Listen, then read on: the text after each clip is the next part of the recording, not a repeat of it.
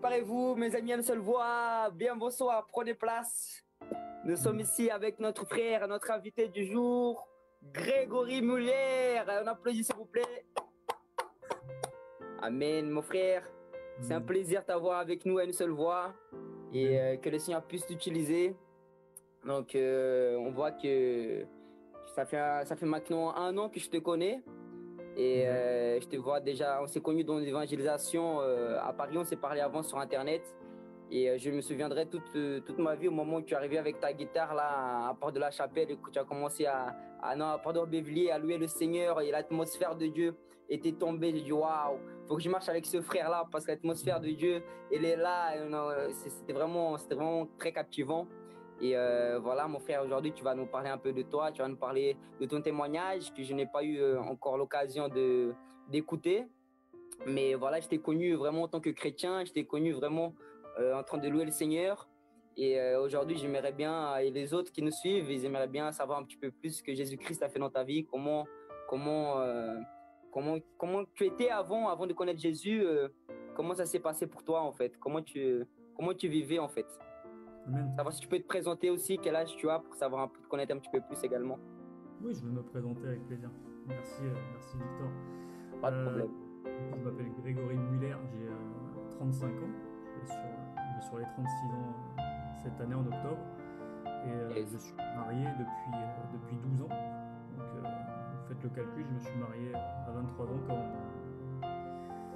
voilà, enfin, je vais vous raconter après comment ça s'est passé mon mariage et tout ça. Mais voilà, je me suis marié à 23 ans, j'ai 2 enfants qui ont bientôt 3 ans et bientôt 6 ans. Donc voilà, ma femme et mes enfants sont les bénédictions du Seigneur pour moi. Ce sont les majeures bénédictions de ma vie. Et je suis natif de Cannes, donc je suis né sur la Côte d'Azur. Donc j'ai vécu à 23 ans, j'ai vécu de ma naissance jusqu'à 23 ans sur Cannes. Et je suis né dans une famille, on va dire, païenne chrétienne, on va dire, parce que c'est un peu un mix, hein, comme toutes les familles C'est vrai. en général. Et mon père qui est le seul chrétien protestant évangéliste de la maison depuis 25 ans avant que moi je dise oui au Seigneur. Waouh. En fait, si je suis là aujourd'hui, c'est tout simplement par ses prières de mon père. Hein. Tout simplement, il a prié pendant presque 25 ans pour moi, mes frères. Wow. Je suis le premier à avoir donné ma vie à Christ, en tout cas. Mes frères, pas encore. C'est mon espoir, en tout cas. Mais Yes, ça va le faire. Je suis pas là pour leur dire allez forcer, mais c'est dans mon cœur. Et en fait, moi, ma vie, donc c'est mes 2 grands frères, donc je suis le dernier de la fratrie. Et tout simplement, donc j'ai eu une vie, mes parents ont divorcé quand j'avais 5 ans. Donc c'est vrai que le divorce, c'est quelque chose qui fait mal. Même si on se dit non, mais il a que 5 ans, ils vont pas s'en rendre compte, mais si, jusqu'à la fin de ta vie, tu te rends compte du mauvais que c'est de divorcer, ce qui est mauvais, ce qui fait. Le mauvais que c'est pour les enfants en fait, au fur et à mesure qu'ils vont grandir. Donc c'est vrai que des fois, ça peut arriver que le divorce, ça fait du bien si tu as un père qui est violent, si tu as un père qui boit ou tout ça. Et malheureusement, des fois, c'est compliqué et c'est un bien. Mais quand tu as des situations où il n'y a pas lieu d'être, toi et tes frères, tu es au milieu et c'est compliqué. Enfin, je parle pour ceux qui vraiment ont vécu ce que moi j'ai vécu. Un coup chez papa, un coup chez maman. Mon père ne s'est jamais remarié, mon père n'a jamais eu quelqu'un, ma mère s'était remariée. Et donc j'ai eu un beau-père qui était avec mes frères pas très cordial, mais en tout cas moi comme j'étais le plus petit, j'étais un peu plus malléable, on va dire. Je m'entendais bien avec lui. Et donc ma vie c'était tout simplement une vie d'un jeune cool, tranquille, qui se prenait pas la tête, un jeune de la Méditerranée qui aimait aller à la plage avec ses potes. Donc, mon enfance, il n'y a pas grand chose à dire, mais à partir de mes 14-15 ans, c'est là où j'ai commencé à fumer des cigarettes. C'est là où j'ai commencé à goûter à l'alcool. c'est là où j'ai commencé à faire comme les autres, à avoir une Hmm. copine, tout simplement. Mais comparé à beaucoup, en fait, moi, j'ai jamais cherché l'histoire d'un soir. J'ai toujours voulu avoir quelqu'un parce que j'ai toujours voulu avoir le grand amour directement. Et en fait, tout simplement, je me suis pris assez souvent plein la tête parce qu'on me disait, t'es trop gentil. Et je me suis dit, mais c'est pas possible. Justement, les filles cherchent ça, quelqu'un de trop gentil. Et là, dans le cas, non, bah, ça n'allait pas. Et je me suis dit, il y a un problème. Et du coup, euh, du coup, je comprenais pas. Je comprenais pas. Et il y a eu un jour où je me suis dit, ah, celle-là, c'est la bonne. Ça se passe bien, on s'entend bien, tout ça. Et le jour que je commençais à lui dire un peu plus des choses, de comment moi je voyais les choses, de moi je voulais du sérieux, tout ça, Yes. elle est partie. Et bah, quand elle est partie, j'ai pleuré ce jour-là. Et je suis rentré à la maison et mon père était là et me dit qu'est-ce qui se passe. Je lui dis bah écoute, je cherche le grand amour, mais voilà, chaque fois on me prend pour un imbécile, pour être. À l'époque, j'avais pas dit ça, hein. Je disais des mots grossiers à l'époque, hein. J'étais très grossier à l'époque. Wow. Je parlais très mal. J'insulte, enfin pas que j'insultais, mais mon père qui était le seul chrétien, je me moquais de lui. Je me moquais de Jésus à l'époque. Je me moquais de Dieu. Wow. J'étais accro aux jeux vidéo aussi. Quand je dis accro, c'était vraiment, je pouvais passer ma journée 24 heures sur les jeux vidéo pendant des jours et des jours. Je Wow. gaspillais de l'argent et dans les jeux vidéo. Tu peux noter. Oui, je note parce que je pose une question sur ce sujet-là. Après. Vas-y. Ah, même. Et bah après, ça me suffisait pas les jeux vidéo, ça j'allais l'oublier, mais c'est très important. J'étais accro au casino. C'est-à-dire que Wow. je claquais ma paye quand j'ai commencé à travailler en fait. Donc je travaillais sur une plage à Cannes et il faut savoir que à l'époque le métier de serveur ou plagiste était très bien payé, mais ce que je gagnais, bah, ça partait en 4 heures au casino. Donc j'étais interdit bancaire à 18 ans. Ah ouais. Ouais. Addiction. Ah ouais, j'étais addict complet, donc addict à l'alcool, addict aux drogues, addict, pas de Wow. cocaïne, tout ça, mais tout ce qui est shit, tout ce qui est les herbes, tout ça, je prenais parce que bah, je traînais avec des gens qui, de l'apparence, tu les voyais bien, mais au final, à l'intérieur, bah, ils étaient comme moi en fait, parce que moi, j'ai la, j'- je paraissais bien devant les gens, mais à l'intérieur, j'étais pourri en fait. Parce que je fumais, Hmm. j'allais au casino, c'était toutes ces choses-là en fait qui faisaient que ça n'allait pas dans ma vie, tout simplement. En fait, je cherchais un réconfort, tout simplement. Moi, mon souhait, ça a toujours été de voir mes parents réunis, qui puissent se Yes. pardonner, qui puissent se mettre ensemble. J'avais pas la notion du pardon, du Christ, mais j'ai toujours eu ce souhait que mes parents puissent se pardonner, qu'ils puissent se remettre ensemble. Ça a toujours été dans ma tête. Mais bon, en gros, je nourrissais quelque chose qui pouvait pas se faire. Et j'étais triste et en fait, j'ai eu des situations dans ma vie où bah voilà, j'avais besoin de soutien. Ça m'est arrivé pour que les gens puissent avoir de l'attention envers moi, de me taillader des endroits pour montrer, ah regardez, je me suis ouvert, j'ai saigné. Et j'ai fait ça ici, j'ai fait ça sur le visage, enfin, pour que les gens me remarquent en fait. C'était pas que je voulais me faire mal, c'est que je voulais que les gens me remarquent. Et, Wow. et du coup, bah, après j'ai arrêté ça et bah, voilà, je voulais gagner de l'argent à tout prix au casino pour que les gens me remarquent. Je me disais, je vais prendre le jackpot et après, bah voilà, je vais pouvoir faire ci, je vais pouvoir faire ça, mais bah, jamais. J'ai jamais eu un jackpot. C'est Du dans les coup, films. et du coup, en fait, il y a eu une fois où j'avais pris 6 000 € et bah, je me suis dit, ah, c'est bon, j'y retourne le lendemain et voilà, ça va être bon. Au final, non. Au final, non, j'ai reperdu les 6 000 € que j'avais gagnés la veille. Donc 6 000 €, c'est énorme, hein, c'est C'est une belle 4 somme. mois de paye. Surtout, C'est 4 mois de paye. surtout quand t'es jeune. Exactement, mais j'avais pas la notion de l'argent parce que je gagnais déjà bien à la plage. Et, Hmm. euh, et en plus, à côté de ça, bah, il fallait que je fasse attention parce que je devais de l'argent à des amis aussi. Hmm. Donc, mon père m'a essuyé plusieurs ardoises, alors que Wow. lui, ben, il cravachait et il faisait beaucoup d'heures de travail pour nous nourrir, moi et mes frères. Et, Wow. euh, et du coup, voilà, j'ai commencé à rentrer dans les casinos. J'ai commencé au casino à 17 ans, alors que normalement c'était interdit en dessous de 18 ans. Mais enfin, à mon âge, à 17 ans, je faisais déjà plus de 18 ans, donc on m'avait laissé rentrer tranquillement. Dès que j'avais un peu d'argent, en fait, c'était le casino. J'avais, moi qui fumais, moi qui me droguais, ben, je vivais accroché à mes amis qui avaient des cigarettes, qui avaient de l'alcool, qui avaient les jeux vidéo à la maison, qui avaient toutes choses. Et, euh, et du coup, ben voilà, je vivais un peu une vie éphémère. Pour moi, c'était ma vie qui serait comme ça tout le temps, éternelle, mais au final, le Seigneur il m'a dit que ça, c'était une vie éphémère que j'étais en train de passer. Et en revenant sur le soir que mon père, je suis rentré, il m'a demandé de prier pour moi. Euh, donc on a prié, c'était la première fois que je priais. Et ça, c'était en 2007, hein. C'était en 2007.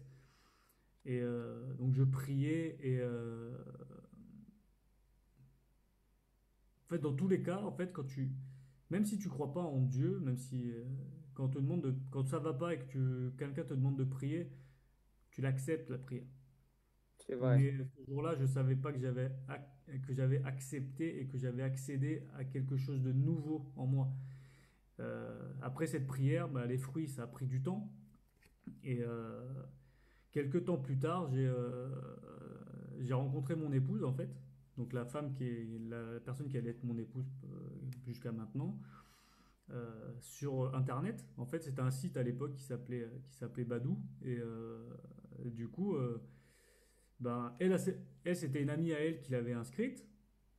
Et, euh, et moi, j'étais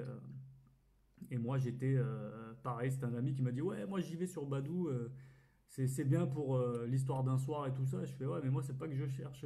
C'est pas ce que je cherche, moi. Je cherche vraiment me stabiliser. Et du coup, bon, je me suis quand même inscrit. Et donc j'ai rencontré mon époux, j'ai rencontré la personne qui allait être mon épouse et qui s'appelle Ada. Ça sera plus simple que de vous dire à chaque fois la personne qui allait être mon épouse. Donc Mhm.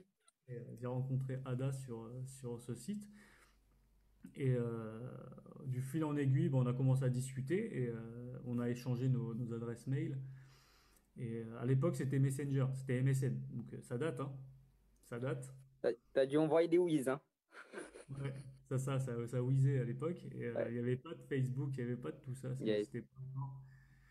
Et en fait, on a commencé à discuter sur MSN. Et un jour, elle m'a donné son numéro de portable parce que on s'entendait très bien. Et du coup, le jour qu'elle m'a donné son numéro de portable, moi je l'ai appelé direct parce que je voulais entendre sa voix, c'est normal, hein. Parce qu'à Mhm. l'époque, le réseau ADSL n'était pas très performant, donc quand tu appelais quelqu'un sur MSN, ça s'entendait très mal. Donc du coup, heureusement qu'on avait le téléphone. Et, et en fait, euh, on a commencé à parler et on sentait vraiment qu'il y avait une osmose, qu'il y avait vraiment quelque chose que moi, j'avais jamais vécu en tout cas. Et elle me dit, oh, Wow. par contre, faut que tu saches, si ça devient sérieux entre nous, il faut que je te dise, mes parents sont chrétiens. Et je lui dis, ah bah tiens, ça tombe bien, attends, je te passe mon père. Donc je vous promets, hein, direct au bout de Wow. 5 minutes de discussion avec elle, la première fois que je l'ai au téléphone, je lui ai passé mon père. Donc mon Wow. père a parlé avec elle au téléphone. Et ils ont commencé à échanger. Ah, t'es chrétienne, moi aussi, tatati, voilà. Voilà.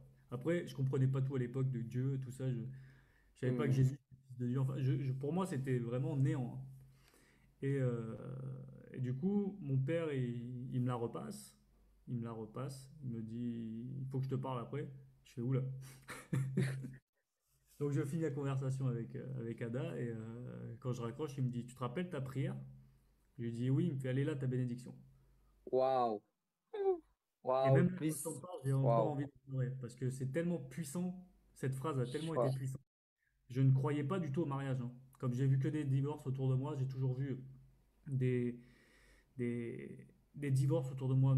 Ma tante, enfin mes tantes, mes oncles, mes parents, ma grand-mère, toute la famille a divorcé. Et à part, à part les enfants, mais sinon tous les parents ils ont divorcé. Et moi je voulais pas me marier, tout ça. Donc quelques temps après, euh, elle est descendue sur Cannes parce que moi je travaillais et elle devait travailler sur Aix-en-Provence. Elle habitait à Paris, elle déjà de base. Et, donc elle est descendue sur Aix-en-Provence. Elle est descendue à Cannes pour me rencontrer. Et le jour qu'on s'est vu, ça a été coup de foudre à Cannes. Et on s'est rencontrés le 29 juin 2008 en physique. Et 2 semaines après, je l'ai demandé en mariage. Waouh. Tout ça parce que Waouh. mon père m'a dit, allez là ta bénédiction. Je suis sûr que si mon père ne me disait pas cette phrase, je ne serais pas l'homme que je suis aujourd'hui. Waouh. Je n'aurais pas la joie que j'ai aujourd'hui en tout cas. Ton papa a Parce eu que, une vraie sensibilité au Saint-Esprit, hein. amen. Amen. Et du coup, mais jusqu'à maintenant, dès que je me rappelle de ce jour, dès que je dis, dès que je donne mon témoignage et que je parle de ce que mon père m'a dit, j'ai envie de pleurer tout le temps. Parce que Waouh. s'il m'avait pas dit cette phrase, mais je sais que c'est le Seigneur qui lui a fait dire cette phrase. Alléluia. Bah, aujourd'hui, franchement, j'ai envie d'en pleurer, hein. C'est tellement, pour moi, je, si je me rappelle, Dieu t'a donné ce que ton cœur désirait. ouais, exactement, exactement. Et quand je vois vraiment l'homme que j'étais avant et une prière, franchement, frères et sœurs, je coupe un peu le témoignage, mais une prière peut tout changer. Alléluia. Elle peut tout changer. Les mots qu'on peut dire Alléluia. sur vous euh, peuvent tout changer. Si, Waouh. franchement, ça fait 12 ans que je suis marié, mais ça fait 12 ans que j'en pleure du jour que j'ai rencontré mon épouse, en tout cas. Je ressens mon mariage, mon frère. Alléluia. Amen. Amen. Amen. Et donc je l'ai demandé en mariage. Ça, Waouh. c'était le 29 juin. Donc, un peu après le 29 juin. Yes. Et, et moi, je suis monté sur Paris. Je suis parti de Cannes, j'avais mon appartement, j'avais réussi à avoir mon début de vie en fait en tant que célibataire. Et le jour, le jour de, parce que mes parents, enfin ma mère aime bien me fêter la Saint-Grégory le 3 septembre. Et du coup, le 3 septembre, je suis parti sur Paris. Et je suis arrivé chez mes beaux-parents et qui ne parlaient pas un brin de français parce qu'ils sont péruviens et du coup, Waouh. ne parlaient pas un brin d'espagnol. Où je suis tombé. Et du coup, ils m'ont fait confiance. Et je les remercie aussi de m'avoir fait confiance, hein, d'avoir écouté la voix du Seigneur Yes. pour me permettre d'être avec mon épouse. Et voilà, donc ça c'est le premier chapitre. Après, un autre témoignage un jour sur mon Oui. mariage. Et, ça c'est un peu comment la séquence de comment j'ai commencé à dire oui au Seigneur. Enfin, quand j'ai commencé à accepter de prier et, euh, et, quand j'ai rencontré ma femme. Ensuite, au bout de quelques... Donc ça, c'était en 2008, je me suis marié, le 22 novembre 2008. Mhm. Et donc j'avais 24 ans. Et donc j'ai commencé à aller à l'église, mais j'allais à l'église pour faire plaisir à mes beaux-parents, parce qu'ils m'accueillaient chez eux. Et pour moi, mes parents, malgré tout, ils m'ont quand même appris le respect. Et quand tu vas chez quelqu'un, tu fais les mêmes choses Hmm. qu'eux ils font. Et donc j'ai commencé à aller à l'église, mais je m'endormais dans les cultes. Donc c'est pour ça que les gens qui s'endorment encore dans les cultes, je les critique pas parce que j'ai été pareil, hein. Ah ouais. Mais Le je dis Seigneur pas fait que c'est vraiment de vrais témoignages, hein. C'est bon pour attendre toute personne, hein. C'est Exactement. Je dis pas que glorieux. c'est bien de dormir dans l'église, les amis, hein. Non, non, faut écouter le message, hein. Mais du coup, bah, je m'endormais pendant le culte et donc j'ai commencé à travailler sur Paris. On a commencé à avoir notre appartement avec mon épouse et quelques mois plus tard, en fait, j'ai eu un problème au poumon, j'ai eu un pneumothorax. Et donc, j'arrivais plus à respirer, mon poumon, il commençait à être vraiment tout petit. Et, euh, et du coup, donc je suis allé à l'hôpital Lariboisière. Donc, j'habitais à La Chapelle, donc c'était à côté de Lariboisière. Et en allant à Lariboisière, je suis sorti une semaine après. Donc, ils m'ont pas fait d'opération chirurgicale, ils m'ont juste mis des drains dans le corps pour enlever l'air qui était dans les poumons. Et, et du coup, non, l'eau qui était dans les poumons, pardon. Et du coup, j'ai commencé, ils m'ont dit, ne faites rien chez vous, hein, restez tranquille, hein. Oui, oui, je suis resté Hmm. tranquille 2 jours Hmm. et je suis retourné une semaine après à l'hôpital. Donc là, je suis Wow. resté encore une semaine de plus à l'hôpital. Donc là, ils m'ont fait une chirurgie à l'intérieur. En fait, ils m'ont cousu, ils m'ont déjà réduit 30% de mon poumon. Et après, ils m'ont collé ma paroi sur une plèvre, ça s'appelle. Et, euh, et du coup, c'est à ce moment-là que j'ai vu un frère de l'église, Jean-Luc, qui est venu me voir à l'hôpital. Et je me suis dit, non, mais attends, c'est quoi ce délire là? Mes parents, ils peuvent même pas monter et quelqu'un que je ne connais pas s'intéresse à moi. Là, je me suis dit, ah, là, il y a un problème. Je dois rêver. Et le frère, il a commencé à venir, à m'appeler, à prendre de mes nouvelles. Et je fais, non, mais attends, je suis dans un autre monde. C'est ça l'église Wow. ou il fait ça juste pour que quand je me sente mieux, je donne des offrandes et tout ça? Hmm. Au final, non. Et quand je suis sorti de l'hôpital, donc pendant 7 mois, j'ai pas pu sortir de chez moi en fait, hein, tout simplement, pendant 7 mois, parce que c'était douloureux. Et c'est là que j'ai commencé à prendre des cours bibliques. Donc dès que je suis sorti de convalescence, j'ai commencé à prendre les cours bibliques. Et il y avait, il y avait il y avait le pasteur qui les donnait, les cours avec Jean-Luc, avec plusieurs personnes de l'église. Et un soir, ça n'allait pas du tout avec mon épouse parce que ben, ma femme, en fait, donnait tout ce qui était possible pour que moi je me sente bien, mais moi en fait, j'étais ingrat parce que j'étais Hmm. limité, je ne pouvais rien faire et j'étais vraiment orgueilleux et j'en ai mis plein la tête à mon à mon épouse. Et Wow. un soir, je suis quand même allé au cours biblique et le soir, j'ai dit, pasteur, je peux vous parler, ça va pas du tout. Il me fait, bah oui, pas de problème. Quand? Je fais, bah, il était 23 heures, hein. Et le pasteur Eliseo Soto est venu à minuit chez moi pour parler avec mon épouse et moi. Et là, je me suis dit, j'ai jamais vu ça de ma vie. J'ai jamais vu quelqu'un qui laisse sa femme, ses 6 enfants, venir à minuit me voir à l'autre bout de Paris. Ah Quelqu'un ouais. qui a 60 ans, donc qui est âgé quand même. Je me suis dit, non, il y a quelque chose qui va pas. Et j'ai commencé à m'intéresser à aller à l'église en fait. Déjà par respect pour mes beaux-parents, par respect pour ce que ces gens ont fait pour moi déjà. Et Wow. donc j'ai commencé à aller à l'église, j'ai commencé bah, un peu comme toi, quand j'ai commencé à écouter les Yes. premières louanges, à m'intéresser vraiment au moment de la louange.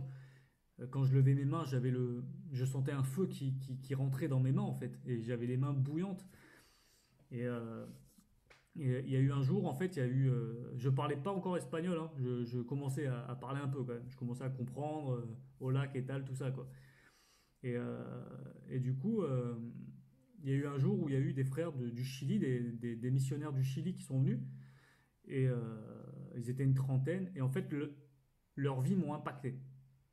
La Wow. manière qui te démontrait l'amour de Jésus m'a impacté. Et là où je me suis en fait, là où, enfin, je sais pas comment dire ça, mais le jour où j'ai demandé à Dieu qu'est-ce qu'il attendait de moi, bah, une, je me suis mis une pierre devant moi, quoi. Quelque chose qu'il fallait que je traîne devant moi parce que bah, j'avais dit, Seigneur, tout simplement, je m'étais mis à genoux ce jour-là j'avais dit, Seigneur, qu'est-ce que tu attends de moi? Et cette Wow. phrase, Ça a cette phrase changé. a tout changé. Le frère est venu te prophétiser les confirmations dans ton cœur. Et en fait, quand j'ai dit ça, j'ai ouvert la Bible et c'était dans Ézéchiel et c'est marqué, tu liras beaucoup de ce rouleau et tu iras à parler à mon peuple qui m'a oublié. Waouh. Donc ça, c'était en Waouh. 2010. Ça, c'était en 2010-2011. Et là, on est en 2020 et c'est exactement ce qui est en train de se passer. Donc déjà, ça, c'est un rappel pour vous dire que le plan du Seigneur, c'est pas quand nous, on décide. C'est lui qui décide, on doit être formé. Formé, on doit être transformé. Et, euh, et tout simplement, euh, cette phrase m'a condamné avec le Seigneur, mais condamné dans le bon sens du terme. Et je suis heureux, franchement, d'avoir dit ça au Seigneur. Donc, le jour que j'ai fait ça, ça a vraiment été un bouleversement dans ma vie. J'ai intégré le groupe de louanges. Waouh. Quelques temps après, j'ai accepté d'être leader des jeunes. Quelques temps après, et en fait, il y a plein de choses qui se sont mises en place. Et en fait, ça s'est fait sans que je me rende compte, en fait. Ça n'a pas été calculé par moi ou ça n'a pas été un désir d'être dans la louange. Ça n'a pas été un désir d'être leader des jeunes. Ça n'a pas été un désir de devenir évangéliste. Enfin, Waouh. plus d'évangéliser. Ça n'a pas été un désir de commencer à prêcher à l'église de temps en temps. Ça s'est fait au fur et à mesure, en fait. Et Alléluia. en fait, si je pourrais te donner un peu de ma vie, c'est tout ce que le Seigneur a fait dans ma vie, c'est sans que je m'en rende compte. Waouh. Ça s'est fait au fur et à mesure. J'ai, Waouh. j'ai souvent demandé au Seigneur, qu'est-ce que tu attends de moi? Mais au final, ça s'est fait sans que je m'en rende compte. À une seule voix, quand j'ai commencé à... Bah, c'était avec toi, en fait, hein, avec toi et Franck. À la suite de notre maraude à Porte d'Aubervilliers, bah, comment ça s'est fait? Je t'ai dit, voilà, le Seigneur, il m'a mis ça à cœur. Il m'a fait, ah, et toi, tu m'as dit, ah, faut le faire tout de suite. Ouais, tout de suite, quand tu m'as dit, j'ai reçu que c'était du Seigneur, en fait. Vraiment, je savais que ça venait de Dieu, donc c'est pour ça que je t'avais vraiment motivé, parce que le Seigneur m'a dit, c'est ça, motive-le, et c'est mon désir, en fait. C'est vraiment, ça vient vraiment du Seigneur, en fait. Amen. Et du coup, bah, pareil, la guitare, faut savoir que ma mère est pianiste professionnelle. Et j'ai toujours détesté la musique, en fait, hein. Toute ma vie, j'ai détesté la musique parce que j'ai toujours cru que ma mère préférait ses élèves à nous, à passer plus de temps sur son piano que passer du temps avec nous. Et je me suis dit, non, je ne supporterai jamais la musique, tout ça. Et un Waouh. jour, j'ai été attiré donc, du coup, par la louange. Je me suis dit, oh là là, qu'est-ce que j'aimerais bien savoir jouer de la guitare. Et j'ai dit, Seigneur, si j'apprends de jouer de la guitare, et ça, j'avais 7 ans, ça, hein, 8 ans. J'ai dit, Seigneur, si j'apprends à jouer de la guitare, ça sera que pour ta gloire. Waouh. Au fur et à mesure, donc je remercie mon frère Grover qui m'avait initié à la guitare. Et après, au fur et à mesure, j'ai commencé à. Je voulais en fait. Le frère Grover, il avait plus le temps en fait de me donner des cours parce que de guitare parce que bon, la vie fait que entre le travail, l'école et tout. Et je me suis dit non mais mon désir c'est de le louer, c'est de l'adorer. Donc c'est pas grave, je vais me débrouiller tout seul. Et en fait, j'ai Waouh. cherché je voulais plaire au Seigneur en fait. Je voulais vraiment réussir à jouer de la. Pour moi, quelqu'un qui chante, il doit savoir jouer d'un instrument, sachant que déjà sa voix, c'est un instrument. Alors je dis pas que j'ai une voix phénoménale, je sais pas jouer de la guitare comme des grands professionnels. Mais en tout cas, j'aime louer le Seigneur, j'aime adorer le Seigneur. Et ce que, ce que moi, je pensais que je détestais, en fait, mais j'aime jouer de la musique. J'aime chanter. Et en fait, je me suis toujours mis des freins. Et tout ça, en fait, ça serait jamais arrivé si j'avais pas accepté le Seigneur. Waouh. Tout ce que j'ai aujourd'hui, c'est 100% Jésus, quoi. C'est Amen. T'as vraiment, on voit vraiment que tu as retrouvé ton identité,